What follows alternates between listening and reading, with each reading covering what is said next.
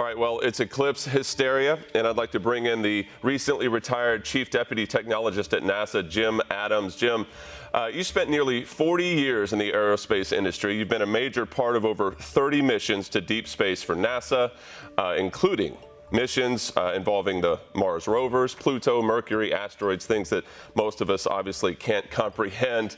But the so-called Great American Total Solar Eclipse, we all get that. We all love it. You've seen a lot. Why is this such a big deal? This is a big deal because it only comes around if you're at one point in the globe, roughly every 380 years.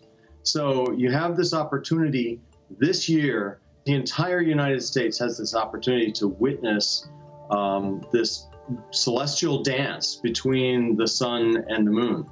And there are people that make careers out of it and spend their lifetime chasing these eclipses around the globe, which happen roughly once every 18 months or so. But if you're just in the United States, you're in for a show on August 21st.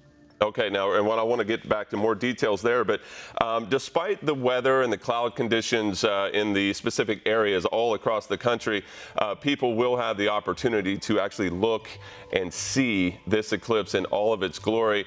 But as you and I have talked about, you have to be careful.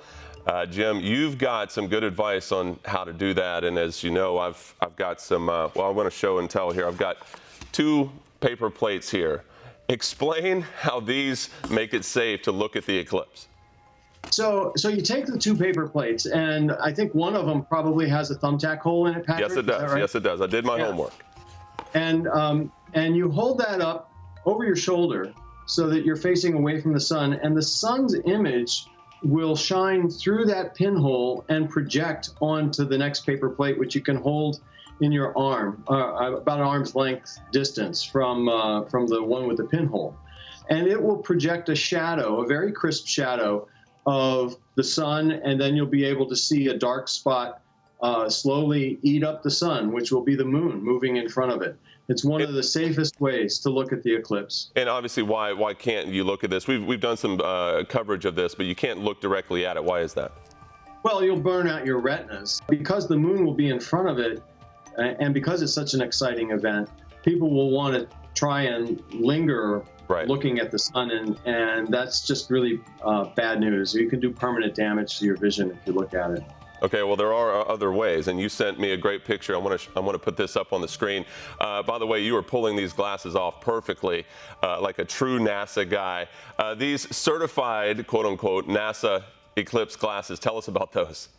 So there's an international safety standard, and forgive me, you have to look it up on the web, but it's ISO something. I've got mine here. It's there they are.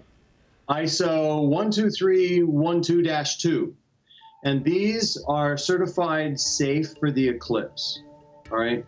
Now, as you probably have reported, there have been some manufacturers that have not met the standard and been passing Eclipse glasses off as safe, and we're very concerned about that. Right. So you should have a label on your glasses that say ISO 12312 on the side of them. Okay, something. And put these on. You put these on. Go ahead. Shadow starts, which will be about 45 minutes before the actual totality of the eclipse. You put these on, and they will protect your eyes from the sun, and you will be able to see the moon move in front of the sun.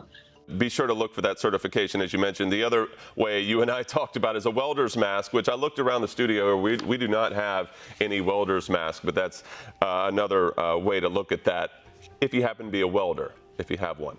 Jim Adams, renowned Chief Technologist for NASA. You're a busy man. We appreciate your time.